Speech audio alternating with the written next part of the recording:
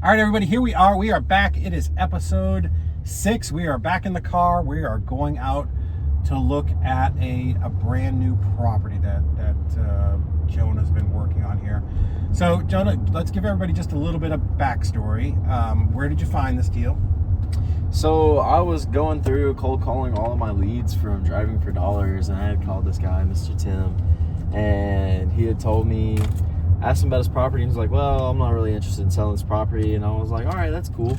I was like, would you know anybody else that has any property, or would you have any other properties you'd consider selling yourself? Good question. And he said, well, I actually have these 2 duplexes right down here in Rossville that you could go and take a look at. And he started telling me about them, started telling me a little bit of the conditions, told me about the tenants that he had in them. Okay, so you called about one property that was someplace else. Wasn't interested in selling that one. He actually tried to blow you off a little bit, right? Yep. Said he was busy, and you asked the right question, which was, do you have any other properties you'd want to sell? And then I think I did listen to your call. You did say, hey, I'm out here just trying to get started. So I'm making the calls, and I think he was an older investor, probably took a little bit of pity on you and decided to have more of a conversation, right? So that goes for transparency and, telling people, what you're doing. You're out here looking for properties. So he had these other 2, but what was his reason for wanting to talk to you about these couple properties? So I'd say his reason with them is just because I told him I was out looking for properties, and I couldn't really pull a really good motivation from him, but I feel like he's just tired of having them and fooling with them. He has his tenants on a month to month. He hasn't raised the rent in them in years and years. He has super low rent with the tenants, but he said he's had these properties since 2003, and he's getting older and he's starting to decline on the amount of properties that he's managing. Yeah. So I think that there's a lot of motivation in there. He did say he was standing on a ladder doing some painting, right? So he's probably an older guy, self-managed, right? These are great people to buy properties from. So I think that's the motivation. And what's his name? Tim. Tim. Hey, Tim. Yeah. Hey, I get it. Managing these properties and doing everything yourself, it can definitely wear you down. Hey, I completely understand. These tenants have been in there a long time, and there's definitely some deferred maintenance. Maybe you throw in something like, hey, if you were to fix it up, how long would it take you? What would it cost you? Maybe something like that. Maybe that's a conversation that we have as things progress here a little bit. But so cool. So what did he tell you? Also it's 2 duplexes side by side. Great. So let's talk about, what did he tell us about the condition? So condition wise, he had told me that one of them, I think it was the 150 unit, that it had a new roof on it, fairly newer within the last couple of years. The only thing that he really said condition of it that is going to really need work is the floor joists on it. But then the second building, 152, he said the electrical is probably going to need upgrading. It's going to need a new roof on it. He said there's going to be some drywall. It's probably going to need to be patched and done. But just considering that he's had them for as long as he has, I'm guaranteeing it's going to be a full remodel. Well, yeah, and full remodel means a lot of things to a lot of people. There are some investors who will buy it, literally patch the walls, put some carpet and paint in there, and be done.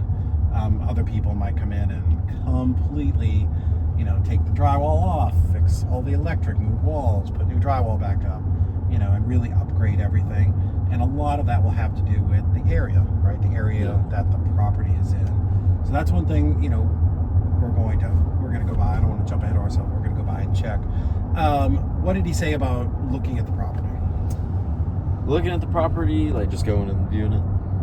So looking at the property, he said, yeah, if you want to do a drive-by, inspect it, just kind of take a look at it and then give me a call back and everything. He didn't really want me to get out and start walking around and looking at it, because he didn't want his tenants to call him and be like, hey, there's a random person walking around the property, because then he'd have to come up with an excuse and tell him and explain it to him. He just doesn't want that headache. So this pops up a lot. You're going to hear this a lot from your seller. If you're local like we are, it's very easy to do. If you're doing this virtually, obviously that's a little bit tougher, right?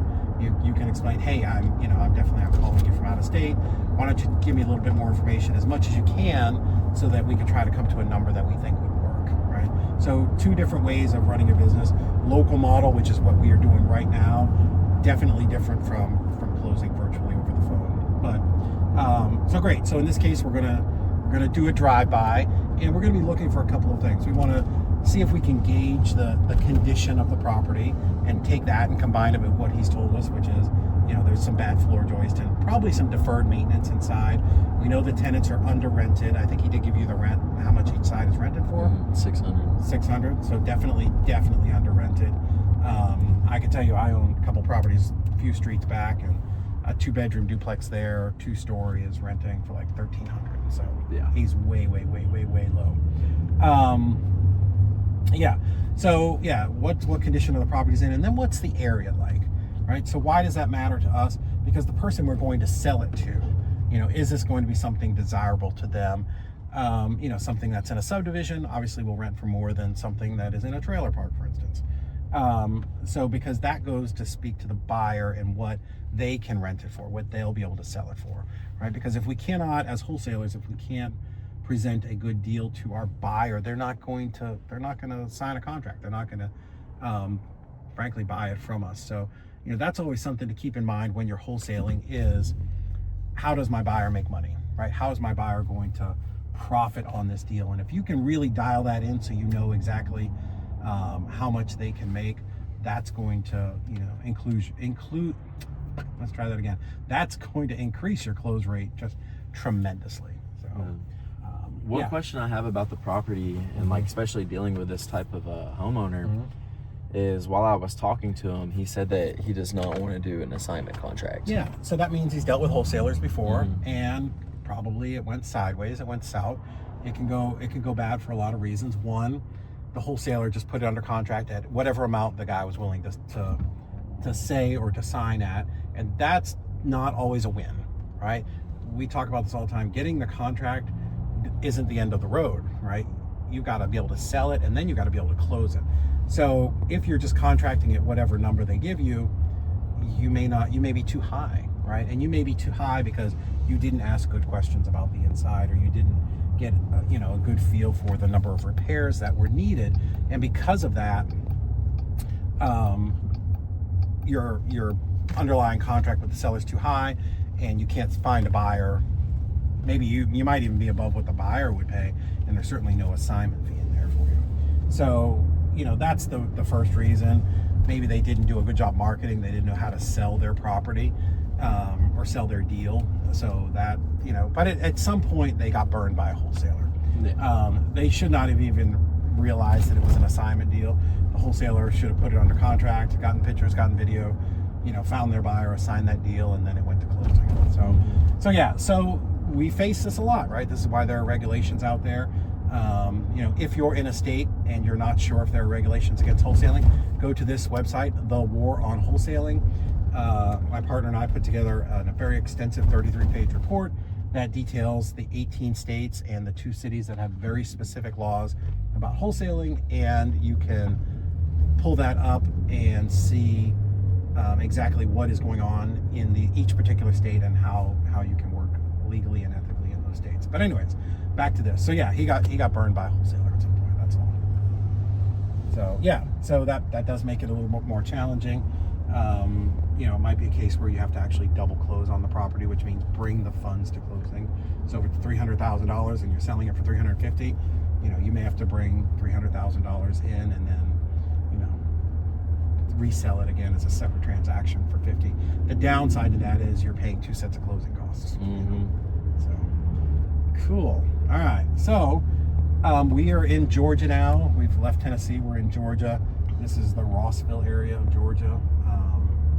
Very nice subdivision here at the end of the street. But we are going into an area near some mobile homes. So let's see what we have here. Oddly enough, I've driven by the street 100 times and never come down this way. So you can kind of see left and right, a little bit of woods. Not, these are some older, lower end type houses. Not terrible, very good investment type properties.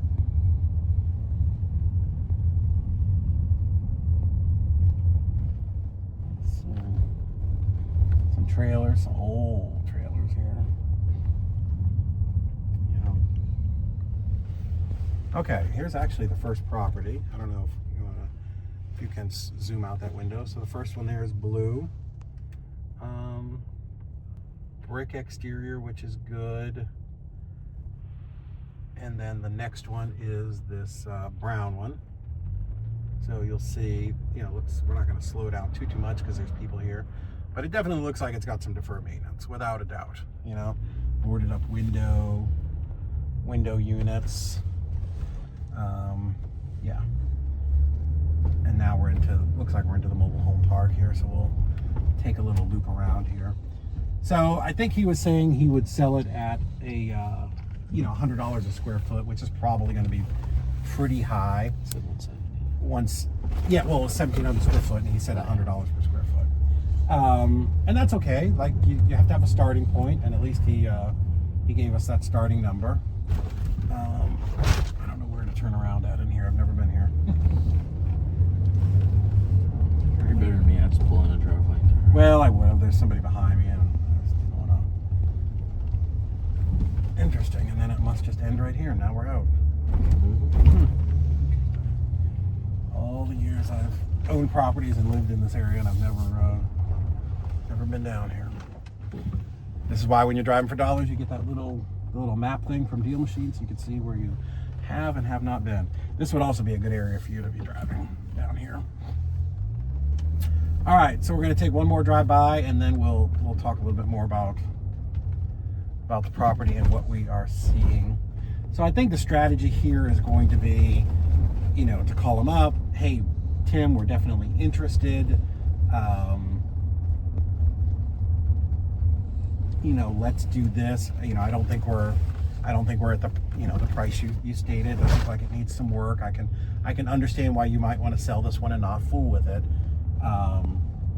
This is definitely something that we can take on. It's going to be, our number's going to be a little bit less, but we need to get inside the property and take a good look at it before I can give you a number, right? Does that make sense? When would be a good time for us to do that? Now, you'll be able to get a good view on your side. You want me to roll the window down, or can you? It's fine. Okay. So metal roof, that's good. Metal roof is good. It's got a shed in the back. You could just tell from like the sheets hung up in front of the windows. It's not, it's not super fancy. But yeah, hey, I think we need to get in and take a look at it. So here's the thing with occupied properties like this, right? Tenant-occupied properties. It's going to, on the best day, it's going to be very difficult to show this property, right? Meaning, to bring a bunch of buyers through. So, also, there's a vacant house we should be getting. I've driven by that one a bunch and called them over the years, but yeah. So, anyways, yeah. Hey, Tim, we need to get in. We need to really take a look at it. So usually you can get into these properties like this once, maybe twice, right? As a wholesaler and bringing your buyers through. So what I've always found is when I'm going in that first time, I'm going to tell them, hey, I'm going to do this. So, I'm going to take as many pictures and a good video, the best I can, so that I don't have to keep coming back, and I can show this to my contractors. There's a chance I may need to bring my contractor through to take a look at this. But anyways, I want pictures of every room from every angle. I want a good video done horizontal. I want to go through the whole property slowly, so that, again, we've talked about this before, my buyer can make a buying decision, from their sofa. Structural things are going to be an issue, right? We're going to have to point out, hey, here's the bad floor joist. Here's probably what you're looking at, because an investor is going to put down EMD, and they're going to sign a contract based off of this video. So you don't want to hide anything. You don't want to mislead them, because every buyer, especially something like this, they are going to want to walk through before closing. And you don't want to get all the way to the closing table, have closing scheduled. Everybody's excited, and then they walk through and like, oh, dude, this is a shithole. This is not what you promised me. You know what I mean? So yeah. So we want to set the stage for, hey, I'm not going to pay $100 a square foot. I may be closer to 80, but I won't know until we get in there, right? Because we want to keep the process going forward. You know, and then when we get in, we want to get as much pictures and video as humanly possible, and then we can go out and start the marketing process. In between there, you know, we're going to comp it, right? Because once we've been inside and we've got pictures and video, now we're going to be able to get a real good feel for,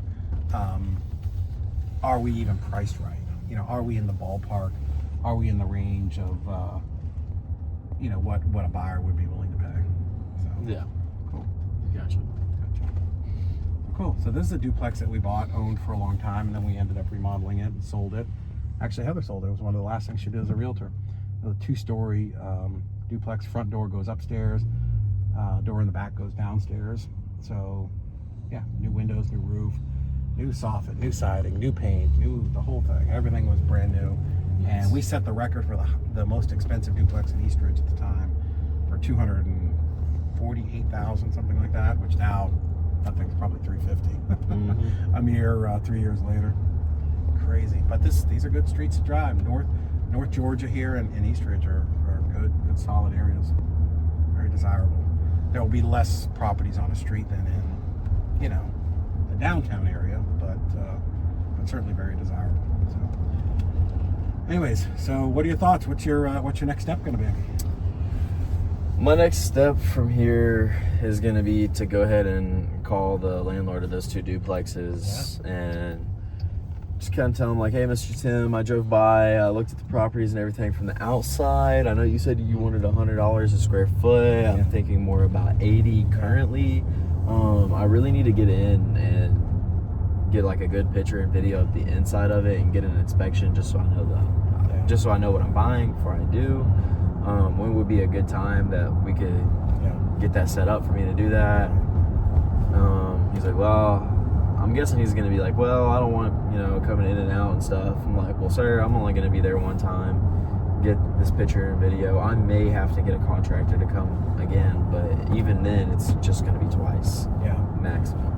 So I think what I'd want to do is, one, when you make that second call, you want to rebuild your rapport, and you want to go back to what his pain point is. Hey, Tim, appreciate it. You know, hope you're having a good week. Hope you're not working as hard as last time, right? Anytime you can make somebody laugh on a call, it makes them very relaxed, right? Hey, man, hope you're having a good day. Hope I didn't catch up on a ladder again like last time. But yeah, just wanted to let you know I did. You know, I left you a message. I took a drive by 1 o'clock. Followed your instructions to the T. I did not, didn't get out of the car, didn't walk around, just did kind of a slow pass in both directions. You know, some of your tenants were out there, they didn't even know we were there. Great, right? Because that's the one thing he asked us to do, so we'll make sure we tell him we did exactly what you asked us to do. I think you're right. It, you know, definitely looks like it needs some work. You know, I'm interested in it. You know, we've bought a lot of properties around there. You know, my partner, just did one over on Burns Avenue, which is maybe like a quarter of a mile away. That gives us authority and shows that we're for real, right? So you can even name drop. Hey, you know, he bought and remodeled the duplex over at 1563 Burns Avenue.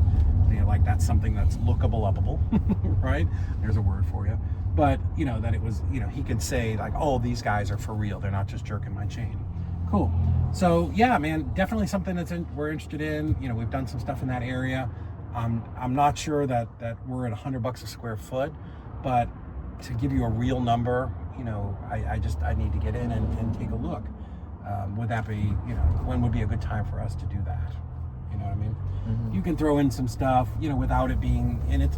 This is stuff that the conversation has to be in the right spot where you can slip it in and say something like, you know, hey man, Tim, let me ask you a question.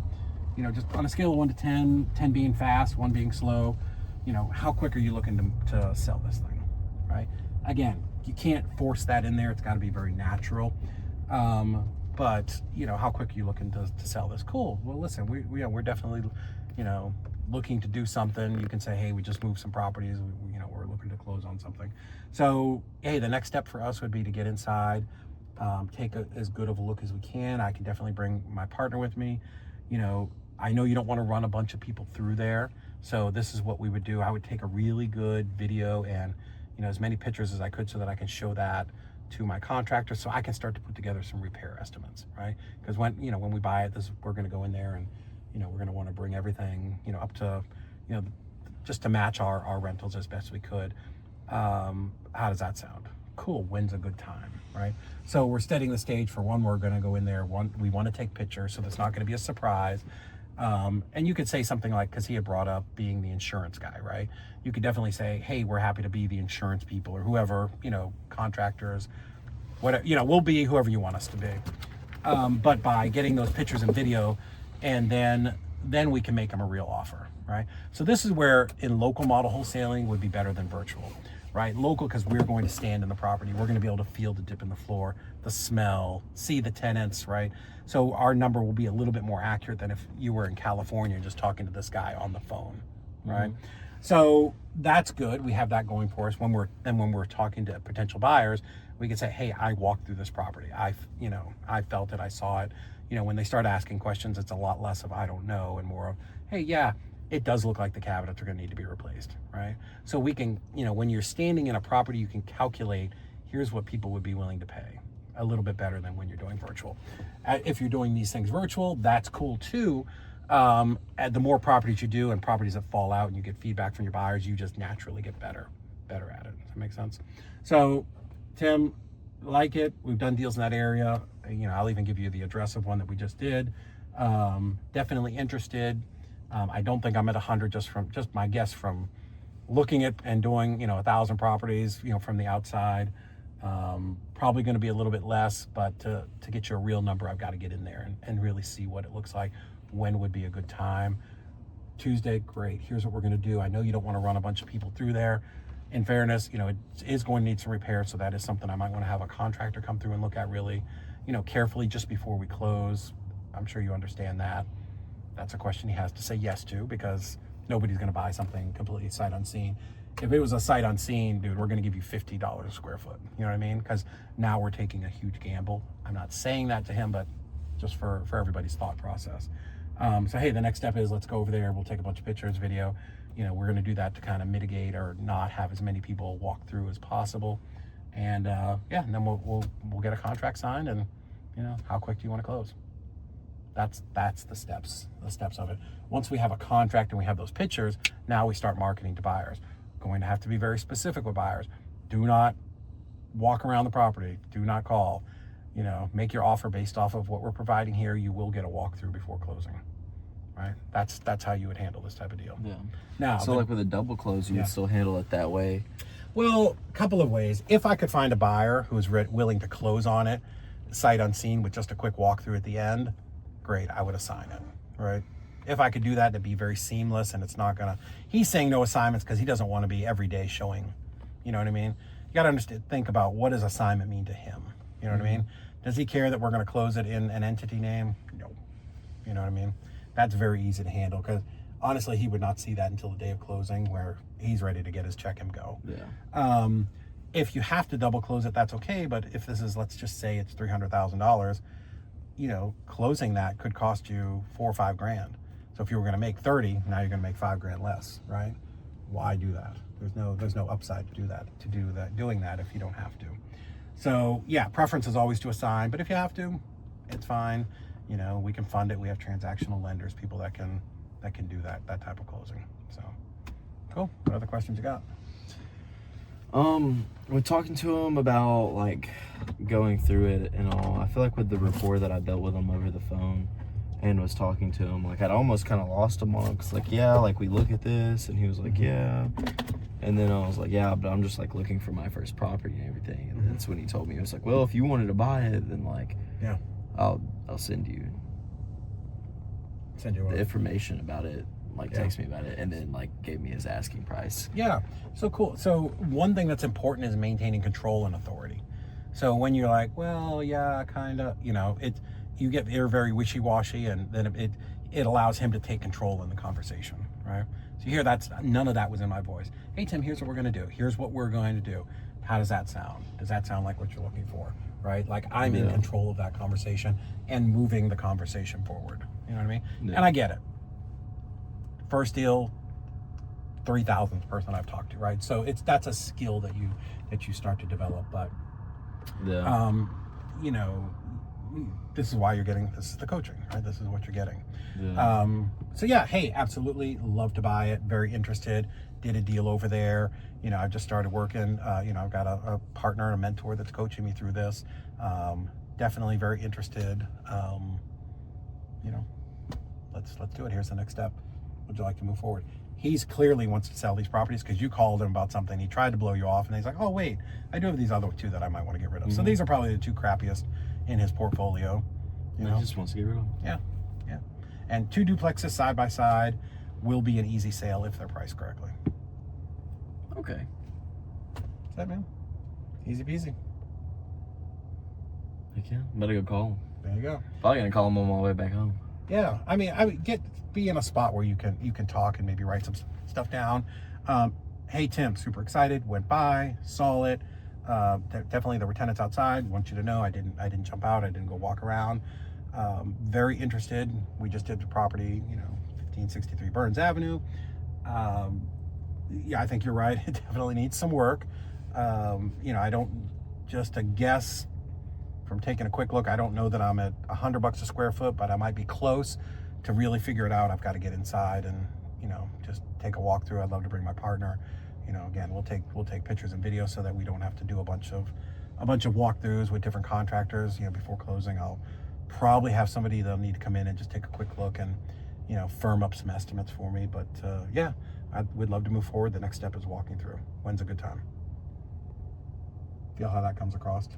Here's the thing. There's pressure in that conversation, right? You could feel like I'm pushing, not hard, but I'm keeping pressure and moving the conversation forward. If you get to a point in a conversation where it gets real stagnant and people are just sort of like, then somebody's going to say something because they don't really know what to say. And, well, send me a proof of funds. Like, they're just going to make shit up, right?